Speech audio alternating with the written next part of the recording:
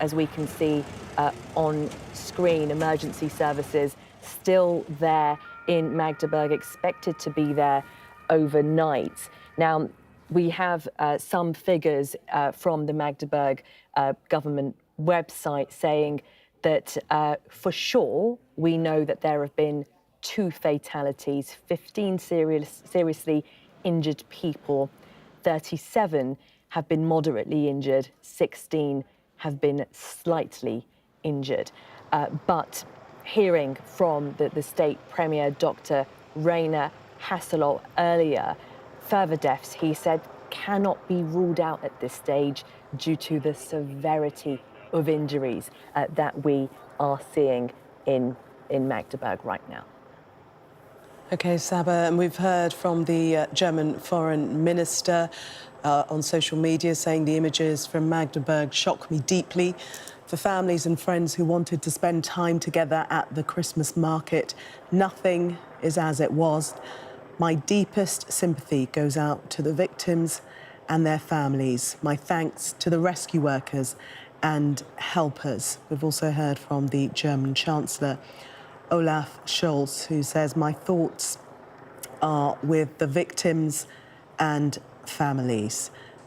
That the very latest on the international political response to what has happened in Magdeburg this evening.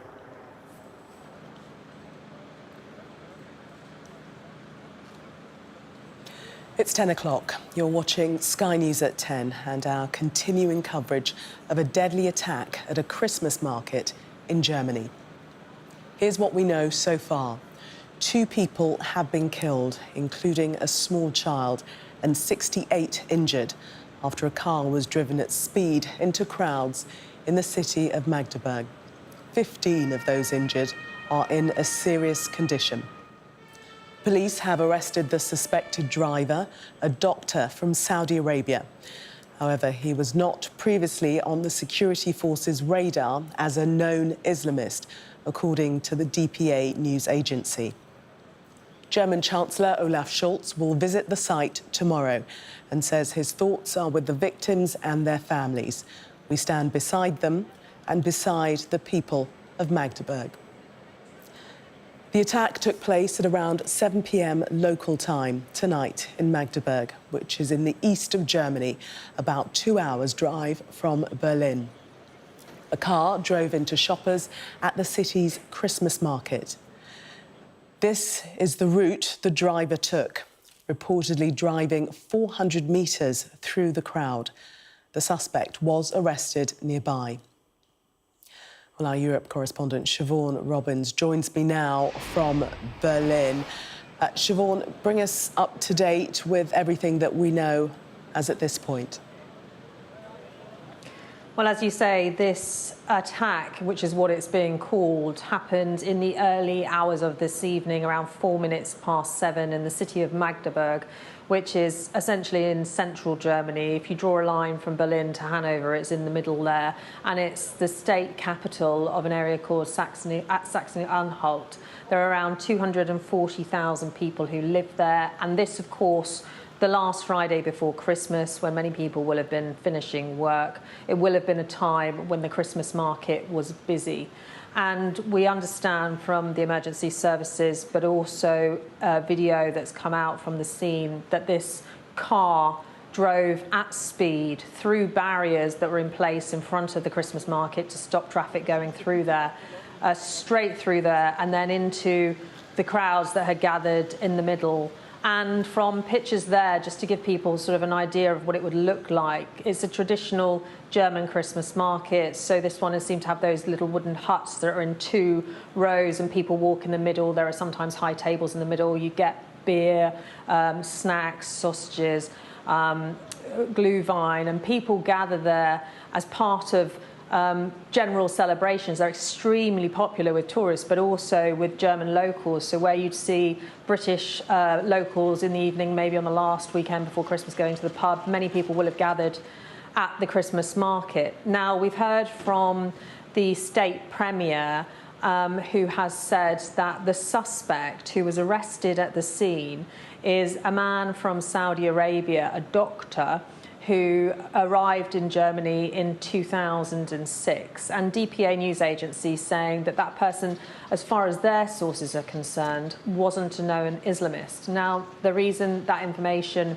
is important at this stage is because it's just 8 years ago, almost to the day, when a man, a failed asylum seeker from Tunisia, drove a truck that he'd stolen into a Christmas market in Berlin, killing 13 people and injuring dozens more. Now, he actually fled the scene and was later shot by police in Italy, but many people who saw the alert and have seen the news alerts and the pictures coming from the scene, many Germans will be wondering if this is a repeat of what happened in Berlin. We don't know the motivations behind this attack. We don't know who this person is affiliated to, if anyone at all. What we do know is that the state premier has said they believe that this person acted alone. They believe at this stage that the danger is over, but of course the emergency services will be continuing to assess the scene, and they're asking people to stay away. And Siobhan, remind us of the figures in terms of the fatalities and injured and the extent of injuries. Yes, so the information coming from the city authorities is that 68 people have been injured, 2 people have been confirmed dead, and one of those is believed to be a small child. Now, in terms of the 68 injured, there are 15 in the most serious category, seriously injured. Then we've got 37 who are moderately injured and 16 who are slightly injured. 100 firefighters, we understand, are in action with 3 professional fire brigades, 4 volunteer fire brigades, 50 rescue service personnel, and we know from the city authorities that all of the city hospitals have been put on high alert, basically into emergency mode, and also the hospitals in surrounding cities, for example, the city of Halle, which is around 80 kilometres away, they've been told that they are also ready to receive the injured. So this has really mobilised emergency services in the city, but also in the surrounding area. And Siobhan, just looking, actually, we're getting some front pages coming in as we speak. Across all of our front pages, carnage at Christmas market, horror as car ploughs into German crowd in deliberate attack. We know that local media were saying 11 people have been killed. That's been quoted on some of our front pages, but that was just local media as far as you know. So, to give you background as to how German authorities work, they are extremely cautious about releasing information too early, and in this situation they will be focusing on ensuring that the scene is safe and also that those who are injured are being treated. So the official numbers put out by the authorities at this stage is 2. Now, that 11 will come from other people's sources. They may be incorrect, or it could be that the authorities are waiting to get an update of figures. We simply don't know at this point. The only confirmed facts we have is that definitely 2 people have died. However, the state premier was saying that he expects, because of the severity of the attack, that possibly the number of injured or the number of who have been severely injured or even those who've died could change overnight.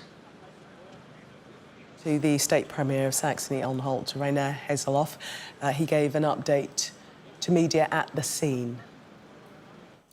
It is a terrible tragedy. It is a catastrophe for the city Magdeburg and also for the country and Germany. So far, there are 2 dead and so many injured, around 60, and some are severely injured, especially when they were just willing to spend some time at the Christmas market. This is a terrible thing that happened. Well, that there, Dr. Rainer Haseloff, the State Premier of Saxony-Anhalt, speaking about the fact that this is a catastrophe. He did go on to say that they believe the suspect was acting alone. was a doctor from Saudi Arabia arriving in Germany in 2006. Graham Wetton, our police commentator, is still with us and listening in. And Graham had also heard that the suspect wasn't on police radar, not known as an Islamist.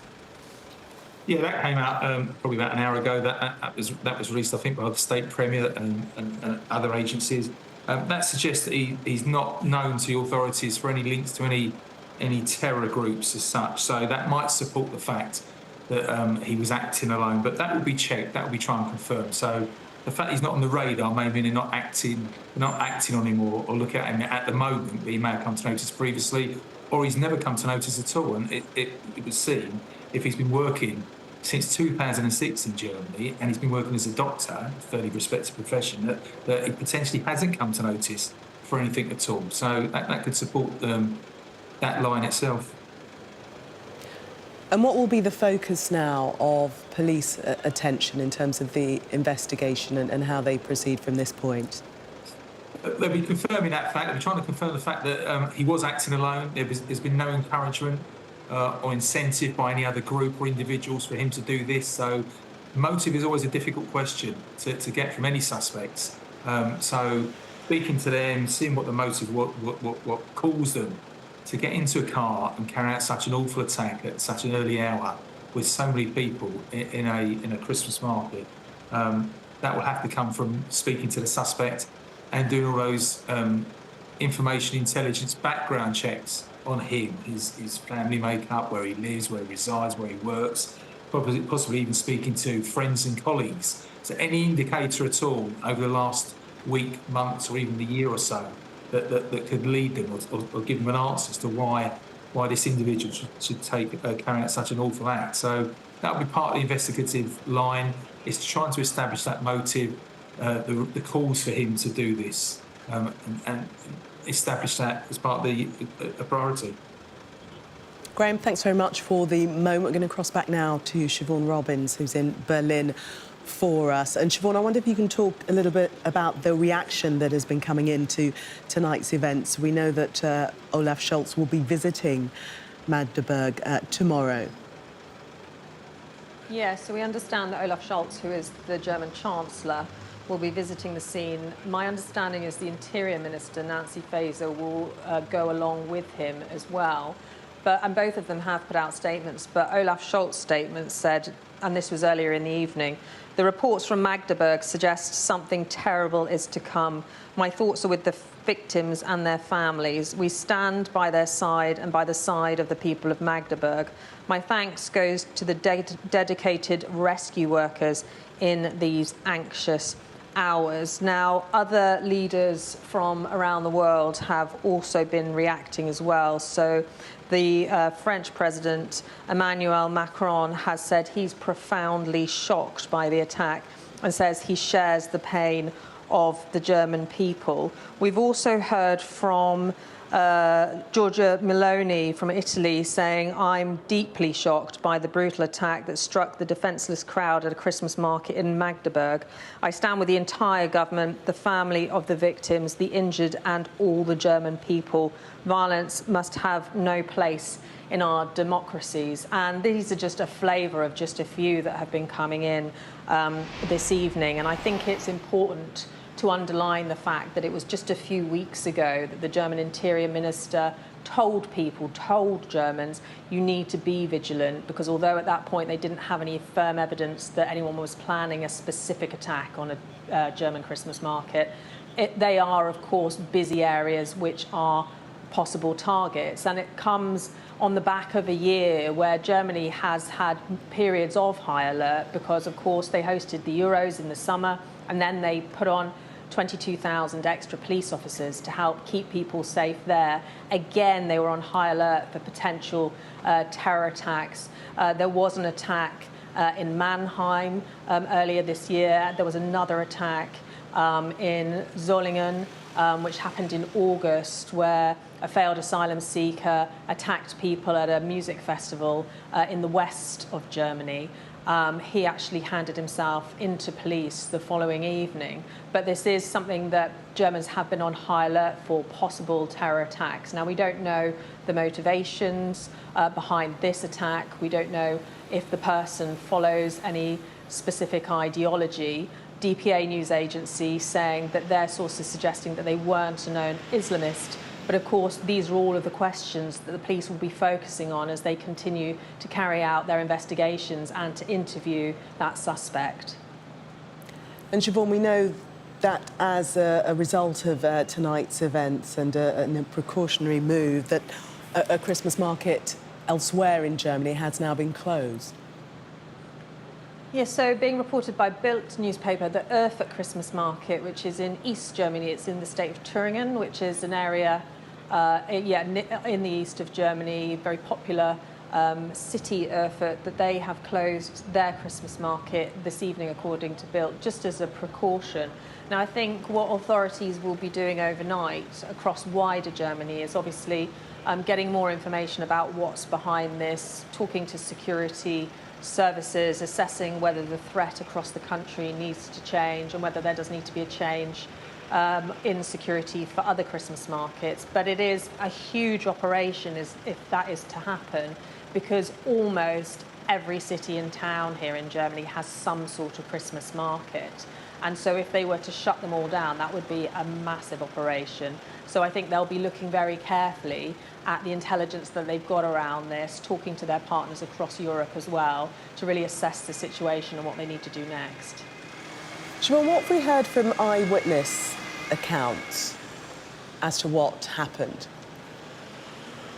So eyewitnesses at the scene have suggested that the car was driving at speed, that it continued driving through the crowd for around 400 metres. A local person who was manning a burger stand told German media that it was like a war zone, what he witnessed as the car just ploughed through crowds of innocent people who were enjoying their time with family and friends. Others saying that some people had brought children to the market to visit a kind of fairy tale area that had been set up. And we do know, sadly, that one of those who's died is a child. And I think that's what's particularly cruel about the timing of this attack. Not just that it's 5 days before Christmas, but because it happened in the early evening, children will have still been up. They will have been having a little treat in that weekend before the countdown to Christmas begins, and people will have been there with their kids, enjoying maybe family gatherings, end of work gatherings, when this car ploughed through. We know that the suspect is in police custody and is being interviewed, but also that the vehicle used, police suspect that there may be explosive devices within it. Yes, so we heard this a few hours ago, first of all from Bild, but then from other local media, suggesting that police were searching the market after the arrest of that suspect for possible explosives, and reports that they were searching the suspect's car for possible explosives. What we don't know is where that intelligence has come from. It could potentially be that police, when they approached the vehicle, saw something that they were concerned about, and that's why they're carrying out this further investigation. It could be that an eyewitness saw something. It could be something that the suspect themselves has said. So we don't know really what's happened in terms of that, just that we were told by local media that there was further investigation to see if there were any explosives on the scene. And I think that is something that we actually see quite often following attacks at crowded places. What the authorities really want to be sure of is that they have totally locked down the scene. So they don't want to be totally focused just on that suspect, think the danger's over, and then find out that a bomb's been placed either in the vehicle or somewhere else in the market. So they'll be being extremely careful to ensure that it is safe. And that's also why they're telling people to stay away. But at this stage, we haven't had any confirmation from the authorities, and certainly we didn't hear anything from the state premier to suggest whether any explosives have yet been found. OK, Siobhan, thank you very much for the moment. Well, let's speak now to Christian Kohner, a German political scientist and professor of policing and security. Thank you very much for speaking to us. You're initial thoughts when you heard about tonight's events? Good evening. Yes, these are absolutely horrific events. The terror attack, from what we can tell so far, 2 people have been confirmed dead, but the German media is speculating a significantly higher number, possibly as high as 11 or even higher. Um, the suspect is a very unusual suspect. We have a 50-year-old Saudi national that has lived in Germany already since 2006, had indefinite leave to remain in Germany. Now, usually what you have is that suspects that carry out that type of terror attack are usually in their 20s or in their 30s. To have somebody there um, in their 50s is highly unusual. That's not something that you would really see very often with those type of terror attacks. And that kind of begs the question that the authorities are saying that he committed this alone, that he was a lone attacker, and that is possibly likely that the attack itself was carried out alone. But the fact that perhaps he did have explosives in his car, that is a qualitative difference that is significantly different from other terror attacks that we've had in Germany so far. We've had attacks on Christmas market, we've had stabbings, we've had cars and so on. But what we haven't had so far is, in fact, explosives being used as that. If indeed that is true, and if indeed there were explosives in a car and he would have actually managed to explode the car, in that particular crowd, we would have had a very, very significant number of people that would have died, possibly much, much, much higher than what we've had. So we may have been lucky in a very, very bad event that those explosives didn't go off.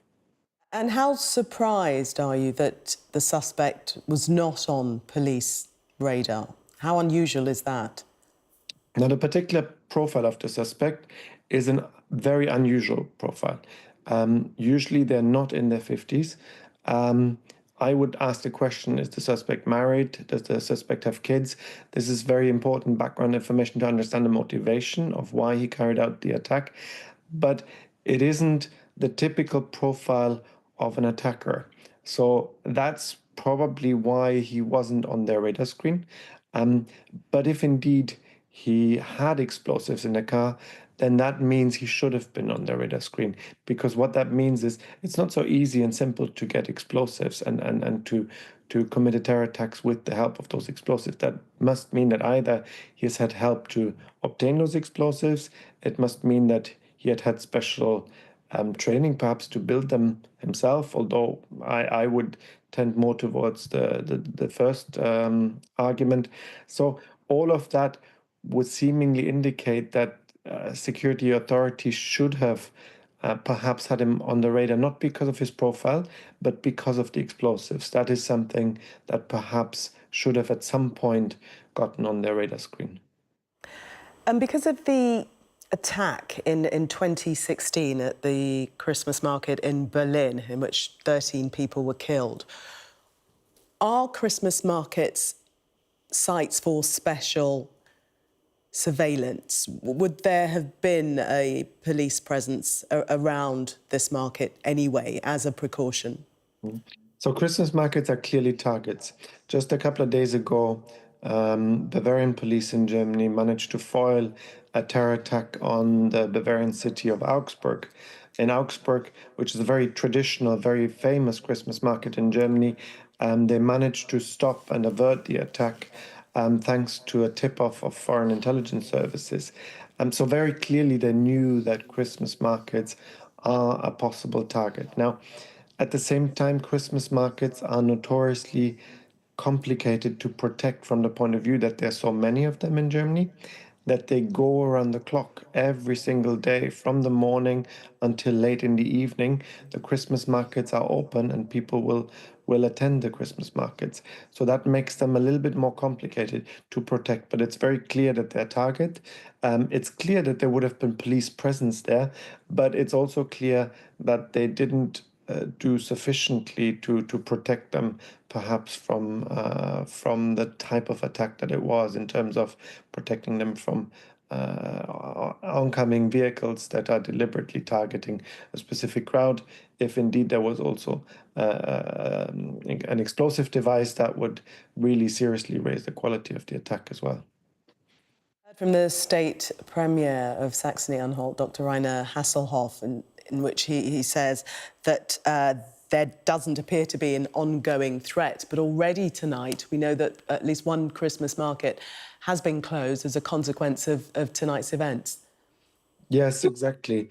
And I think that is a good precaution. I think it is something that is absolutely necessary in the circumstances, because we can't be sure that there isn't somebody connected to this particular attacker. They are not expecting there to be another suspect, but that doesn't mean that there couldn't be another suspect somewhere out there. So I think it is something that over the next couple of days in the run-up until Christmas, I think other cities will need to consider as well, given the circumstances and given that there were at least 2 attacks planned, one that was prevented in Augsburg and one that succeeded here in Magdeburg. In terms now of calming the public, what is the information that police will be giving out? I mean, there will be very many worried people tonight in Magdeburg across Germany, those who perhaps have already visited Christmas markets or are about to in the coming days. What will police be saying tonight?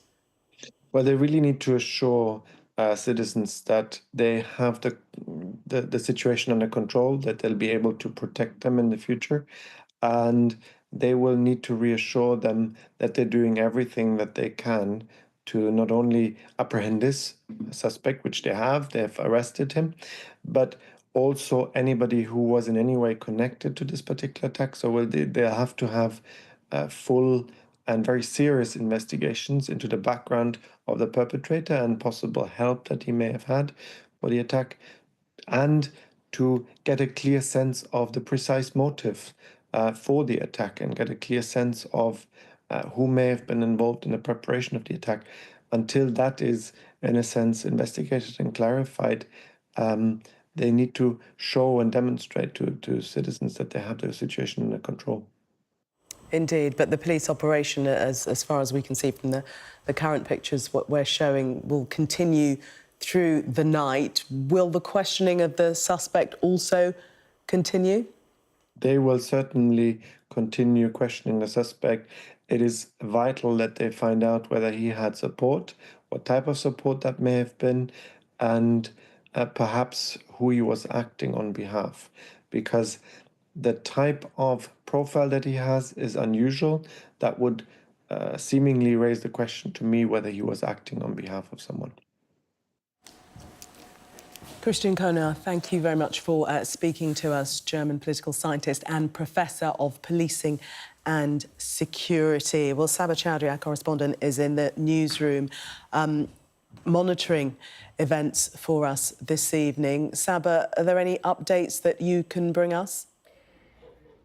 Good evening, Gillian. Well, this serious incident took place at 7 p.m. local time in Magdeburg in East Germany. We know that up to 2 people have been killed, including a toddler, and up to 68 people injured. This after a car drove at speed straight through a busy Christmas market in Magdeburg, as I say, the east of Germany.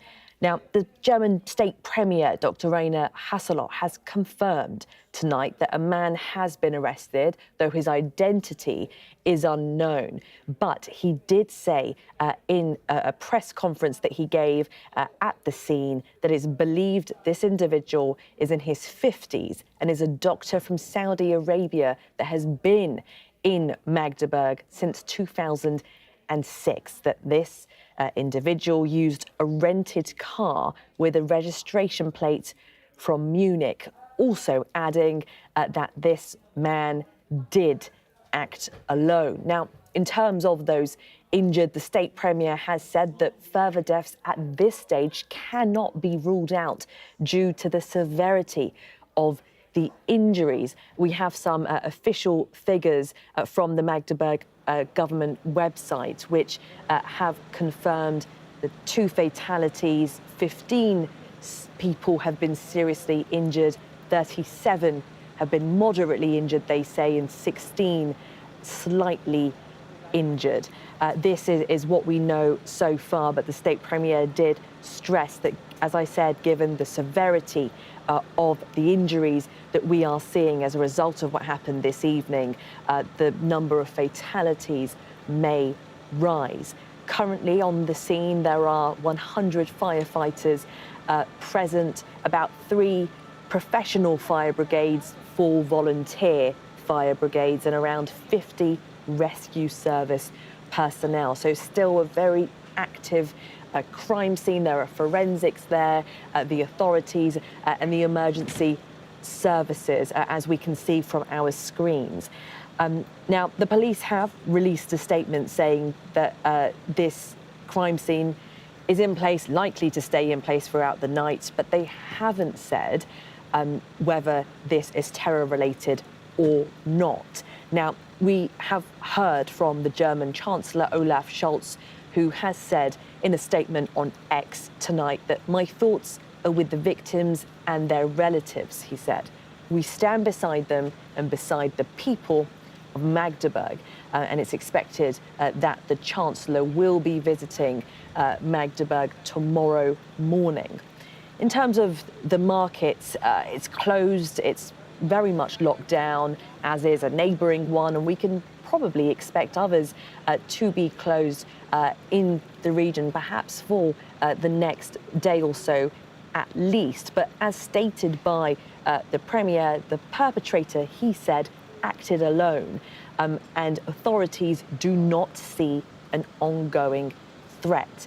A local spokesperson has described what we saw as a deliberate attack, and German police suspect that an explosive device was in the car. This is being reported by German media MDR, who are citing the police.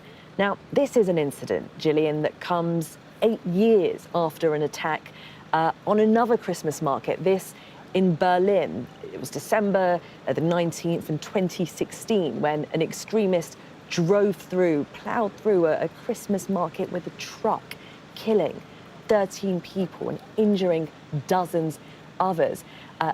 Understandably, naturally, an incident that will be fresh in the minds of the people of Germany tonight, following this very serious incident where, as mentioned, so far we understand that 2 people have been killed. One of those individuals is understood to be a young child, a toddler, and 68 individuals have been injured. It's being reported by authorities, and a man has been arrested. The German state premier, Dr. Rainer Hasselhoff, has confirmed this and said that it's believed that this individual is a doctor from Saudi Arabia, that he's been in Magdeburg since 2006, and that this man used a rented car with a registration plate from Munich, adding that he did not act alone. So this is very much a developing situation in Magdeburg. There are still emergency services on the scene. The priority for the authorities will be to make sure that those injured are receiving help, informing family members, and to make sure that the area is safe. Saba, thank you very much for that update. Well, it's time now to look at tomorrow's front pages in the press preview. Tonight, I'm joined by the political commentator Tim Montgomery and Guardian columnist Zoe Williams. They'll be with me from now until just before midnight. So these are some of the front pages in tonight. Well, the attack in Germany is the main story in the Daily Mail. Its headline, Carnage at Christmas Market. The Telegraph goes with the story of 2 children born using IVF, who 50 years later now think that the sperm used came from fertility lab staff and not their actual father. the senior doctor they think was involved, who was one of the pioneers of IVF, died in 1988. The Times reports on a boom in the use of weight loss injections bought online. 500,000 people buying them rather than wait to get them from pharmacists. The great Christmas holiday getaways top story in The Eye, where it says the UK's worst train companies are cancelling 800 services a day ahead of the travel chaos and storms that are coming. The Financial Times reports that Donald Trump will demand NATO countries spend 5% of their GDP on defence when he returns to the White House. The current figure is 2%.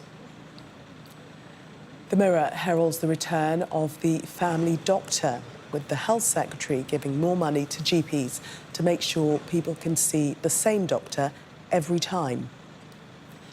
The King's cancer treatment is lead item in The Express, which says Charles joked to people today that he's still alive and gearing up for a full return to public duties next year. And the exchange of insults between Peter Mandelson and the UK's new ambassador to Washington and a leading Donald Trump supporter who called him a moron. That's on the front of the Star with the headline, "Well, this is awkward."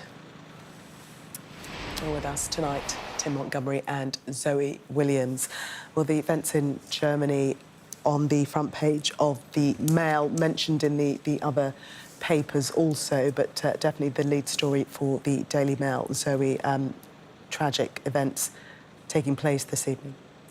It's absolutely extraordinary, and the Mail has already got higher death toll figures than every other paper, so they're now putting that at 11 people dead and almost 80 injured, many of them seriously. So for certain this is the most serious terrorist attack that's happened in Germany for a very long time. Well, it hasn't been described as a terrorist attack. That's at absolutely true. The moment. Yeah. They've said that it seems to be an attack, but they haven't assigned it. It certainly terrorised people, even if it's not yet officially classified as such. Yeah. And I think it will terrorise people because this isn't just a German Christmas market. You know, I come from Salisbury, not a huge city. We have a Christmas market. You know, people throughout this country and around Europe, the Christmas markets have become such a big tradition. And so this is an attack on humanity, it's an attack on Christmas, it's an attack on Germany. It's an attack on how all of us now celebrate this time of year. And so it's you know, it's just such a sad thing to happen, and a child dead confirmed as well. At a time of year when we're supposed to be celebrating completely opposite values. And as you say, it hasn't been designated as a terrorist attack as yet. If it does become one, obviously we'll be reporting that. But it does engender terror by the very nature of what has happened, a car driving at speed through a Christmas market with families there shopping for Christmas. And I didn't realise it was actually 8 years ago that the last of this kind of attack happened. And I can still remember where I was when I heard about it. And so you know, these things do live long in the memory of people. And I'm surprised, actually, we'll have to look into how it happened, but back to this Salisbury Christmas market, we actually have, you know, concrete bollards up and things. And obviously some of the first questions will be about the security of this place. Yeah. Well, you're absolutely right. 8 years ago, it was 2016, and the truck was driven by Anis Amri, described as a failed Tunisian asylum seeker with Islamist links. And he crashed into a Christmas market in Berlin, and 13 people died in that incident. It is something that they are not unaccustomed to. In Germany in August, there was an attack on a music festival by a failed asylum seeker, and I think an attack was thwarted just a couple of days ago as well in Germany. Speaking to people tonight, the suggestion is that security is beefed up around Christmas markets, but there's only so much that can be done. You can't keep presidents and leaders of countries safe in every circumstance, so you can't keep everybody safe all of the time. But there has been extra security in these markets, and I suspect it will be wrapped up even further now because of this. And so we already know tonight one market has been closed, will not be going ahead because of tonight's events. Yeah, I was in Cologne Christmas market actually recently, and they are extremely densely populated. They're very, you know, part of the fun of it is meant to be that, you know, everybody's crammed in together. It's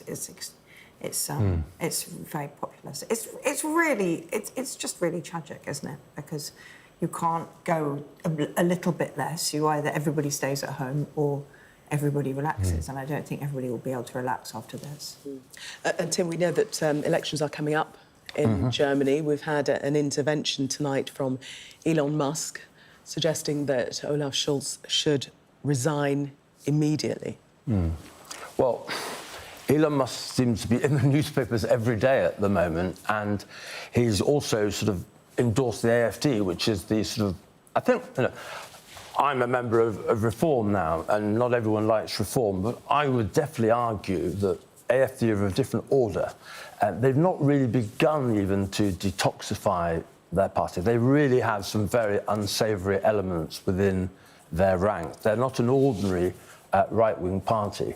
And I do wonder sometimes, well, I think Elon Musk seems to tweet quite a lot without thinking. He's brilliant on occasions, but sometimes he really does say incendiary things. And I wonder if he really knows what the AfD are about, because it really is unfortunate that he's trying to support them on a widely read platform. I don't think he's doing it by accident. I agree with you that he probably doesn't know what AfD are about. I agree that he probably doesn't know how their polling has been over the past 10 years and what their actual beliefs are, and that's because he's not the kind of person who's interested in knowing the actual truth of the matter. But he makes these interventions in order to get attention, and he absolutely relishes the sight of the world's democracies taking notice of what he thinks, and it makes me sick to my stomach, to be honest. There's absolutely no legitimacy, no relevance. He's got no expertise. It doesn't matter what he thinks, and yet because he's so rich, we have to sit up and take notice. And we're right to sit up and take notice, you know, because if he does give 100 million to Nigel Farage, then he'll have had an impact on British democracy. But it's really sickening. No, he certainly doesn't help himself by backing AfD. I agree with that. Elsewhere, more broadly, within Europe, I mean, this is going to be an issue that affects neighbouring countries. You know, the French are going to be speaking about their Christmas markets. I was actually in Paris on Tuesday. I went to 3 different Christmas markets. I mean, this is the culture at this time of year. Yeah. No, everyone will be pausing tonight because we can identify with this. And Europe is a continent in a lot of political turmoil at the moment. Germany, France, their governments aren't stable. Germany's having elections. And you do wonder if this might, you know, and you'll be very right to warn us not to preempt the classification of this incident. But you remember from a few years ago, the British general election, when Theresa May was Prime Minister, we had some terrorist attacks during that campaign. And that would be awful if this is a Saudi doctor, apparently originally was the driver of this car. If there was a political motivation, it will change the nature of how this story reverberates over the coming days. Yeah, well, I mean, what we know so far is that a doctor from Saudi Arabia, as you say, in Germany since 2006, but definitely not on the radar of security services or police. And that will doubtless be why they're delaying a decision or an announcement on what the nature of the attack was, because generally speaking, when they say it was a terrorist attack quite fast, it's because they were sort of half expecting it, or the people were known to them. I would be surprised if it wasn't politically motivated in some way, just because it's so built for the maximum impact and exposure that it would seem to... It doesn't really... From a criminological perspective, it doesn't look like a spree killer. It looks like somebody prosecuting an agenda. We just don't know what that agenda would be yet. But you mentioned the previous incidents. They were failed asylum seekers, people perhaps without much wealth, people who had been rejected by the country they were attacking. This does seem like a very different kind of person, which raises other different questions than those other attacks. Yes, but the fear tonight for people in Germany and actually across Europe, because we have these Christmas markets here also, is palpable. I'm just going to break off to speak to a guest who's joining us, security expert Duncan Gardam. Thank you very much for speaking to us this evening. Your initial thoughts when hearing of tonight's events? Well, it really is a terrible situation. It's the worst thing that anybody can think of at Christmas. And sadly, it's not the first time this sort of thing has happened. We've seen the Germans have seen it in Berlin in 2016 at a Christmas market. The French saw it in Strasbourg in 2018 at a Christmas market. And we've seen these vehicles being used as weapons really since the first attack of that type in Nice in 2016, over 80 people killed on the waterfront there. This is a horrifying thing to happen when somebody drives a vehicle into a crowded place. We've seen it right across Europe, and indeed we've seen it in London, in the UK as well, at London Bridge. So what we really have been focusing on across Europe and across the Western world really since those attacks in 2016, 17, 18, 19 was really to try and put bollards up and try and prevent people driving in. And I know a lot of people will have seen those in markets around the UK because we're particularly conscious of the threat of such an attack. But I think we'd all hoped really that these kind of attacks were dying down. And the concern is really that there might be, and I know we don't know the motive behind this individual, but that somebody may have drawn on some of the inspiration. We know that ISIS in particular is starting to put out motivational material again, particularly from their base in Afghanistan, where they're now rebuilding themselves and trying to address the West. We know that a lot of jihadis have turned their back on that sort of thing. The Taliban have turned their back as much as can be said at the moment. We know that the jihadis who've taken over Syria really don't have an international outlook. But the worry, of course, is still that groups like ISIS really do still want to do that kind of thing. And it's very sad at this time of year. Speaking about the response to the previous attacks, talking about the 2016 Christmas market attack in Berlin in which 13 people died, and the response to that, bollards being put in place, security being stepped up. And we know that there were bollards in this Christmas market in Magdeburg, but it doesn't seem to be enough. Can you ever fully protect these areas, these Christmas markets? No, it's very difficult, particularly where you're dealing with areas that are not always used for the purpose in which these Christmas markets spring up. They're not there all the time. We're getting better at this sort of thing. And if people go to sports stadiums and places and modern shopping centres now, they will see lots of bollards around them to try and prevent that sort of thing. But where markets are temporary, it's more of a challenge, and the movable devices that are brought in for those kind of occasions are as robust as they can be. But I know people will be looking again, given the circumstances here. We try and do protective security, of course we can, but it can never be 100% perfect. And really, at the end of the day, we have to address the ideology behind it and try and get to the root cause of why individuals might want to do these attacks in the first place. But it has to be said, those are many and varied, and they really do cross religious and political divides in terms of why people might want to launch mass casualty attacks.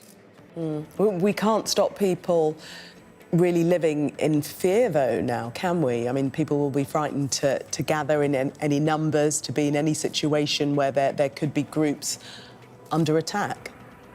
Yeah, it does make people nervous. And of course, that's the idea of terrorism, is to create terror, to make people afraid. What they want to achieve beyond that is very unclear, really.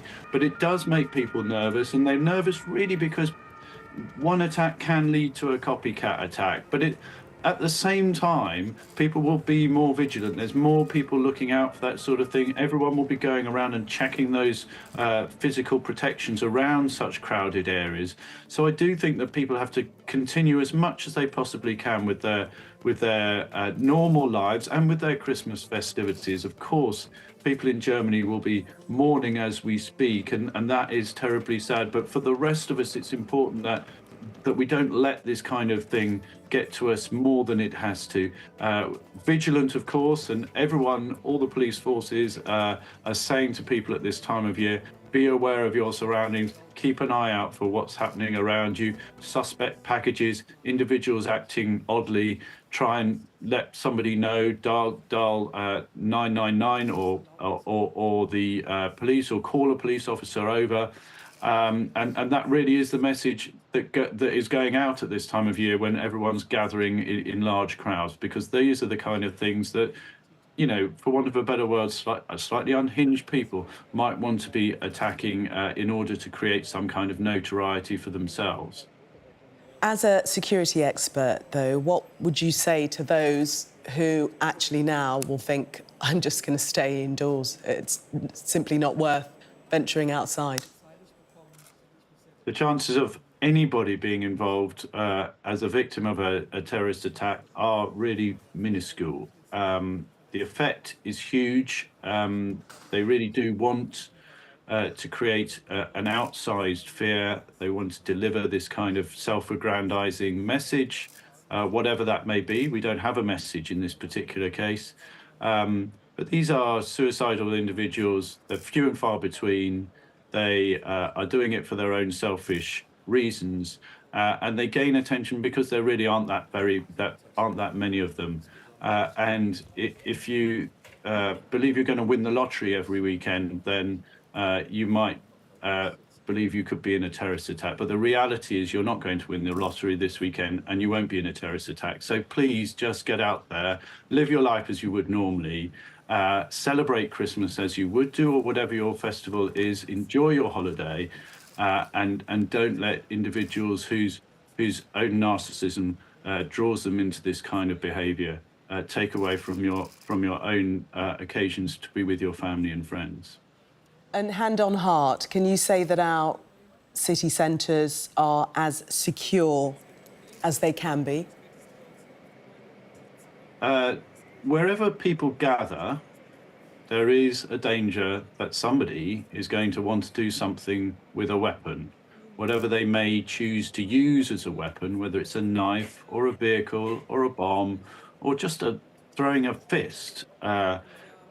In crowded places, that causes more problems.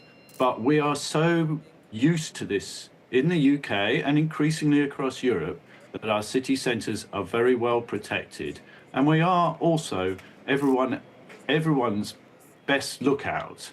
We can all look after each other. We can all look at our communities. And if we're worried about a friend or a neighbour who may be acting oddly and may be out of sorts, maybe talk to them, maybe ask them if they're okay. And if they're not okay, maybe see if you can get them some help, because all that sort of thing heads this off before they get anywhere near a city centre. And the truth of the matter is that most of these attacks don't happen in busy city centres. They happen in some very random places, as we can see in Germany. It's not the capital, it's not the biggest place you might expect. Sometimes it's somewhere that you just don't expect at all. So keep your eyes open, look after people that may be suffering from mental ill health, and look after your family and friends too. Duncan Gardam, security expert, thank you very much for sharing your expertise with us this evening. Well, still with me, political commentator Tim Montgomery and Guardian columnist Zoe Williams. Still reflecting on this awful attack in Magdeburg, listening there to Duncan Gardam just saying that really we should still go about our daily lives as we want to do, but be vigilant. Yeah. But probably the defining terrorist attack when I was growing up was the attempt by the IRA to blow up the British government in Brighton in 1984. And I still can remember Margaret Thatcher, who could easily have been killed in that outrage, going to Marks and Spencer's the next morning, buying new clothes, because the bomb actually did destroy her wardrobe. That was that close. And then she said at the Conservative Party conference later that day, this was the day I wasn't expected to succeed. But I was absolutely determined that the Conservative Party conference would go ahead. And I think we should all sort of, perhaps Zoe wouldn't normally want to emulate Margaret Thatcher, but that spirit of saying the best way of defeating these attacks is to carry on going to markets, enjoying time with family, going to church or mosque or synagogue or whatever, celebrate with people from different communities and not be intimidated. Of course, it's understandable people might be more frightened tonight, but we've just heard some very good advice on how you can make yourself safe. And thankfully, it's true, the chances of any of us really being involved in one of these incidents is incredibly small. But we will hurt market traders, will hurt community relations if we retreat inside our front door. That's what they want us to do, and we should really try not to. Zoe? I was surprised actually by how trenchant Duncan was on that point, because security experts are normally so cautious, aren't they? So, they will give their point of view on the probability, but they won't say they would be extremely cautious about what they would advise. But yeah, I mean, I agree with both him and you that it's not that. To make adjustments to your personal behaviour, hedging against a risk that is minuscule, is almost disrespectful to the people who are affected, because you're sort of projecting their sorrow onto onto something that could potentially happen to you, rather than feeling compassion for them and keeping perspective for yourself.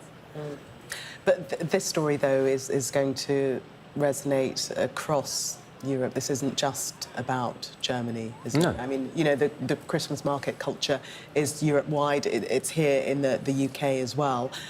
People will still seriously be thinking about whether they go out tomorrow, whether they go out Christmas shopping, not necessarily at a Christmas market, even on a high street. Well, I hope they will. I can't really add much to what I've already said. It's very important that we as a civilization continue to do the things that we normally do. And particularly, I don't support the sort of large-scale immigration that we've had into Europe in recent times. But there will be people on the back of this incident tonight who will try and whip up hate towards immigration. And by going out of our front door, by meeting people across the community and supporting local traders, will be from all different ethnic groups, we are saying, actually, we're not going to allow that interpretation of these events. So it's not just about the economy, it's not just about our own interests, it's actually about protecting people who might be more vulnerable tomorrow morning because of what happened in Germany. So, just lastly, I mean, do you agree with that you shouldn't allow people to make political capital out of a tragedy like this? Yeah, of course. And but it's extremely.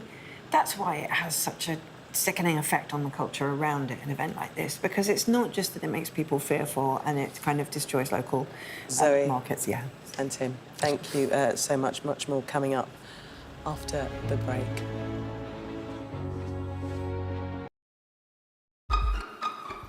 We've got your Sunday mornings covered. From the front page and the sounds of the streets to the voices of the people who make the major calls and big picture politics beyond Westminster. We'll put you at the heart of our story. A new start to Sunday. I'm ready. Are you? Join me, Trevor Phillips, Sunday mornings on Sky News. Play Sky News.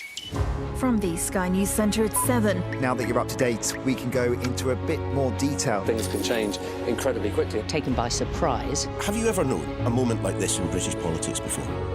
Yes. Cheers. We'll start with breaking news. Let's get the latest on the ground. So, by the end, we'll hopefully all understand what's going on in the world just that little better.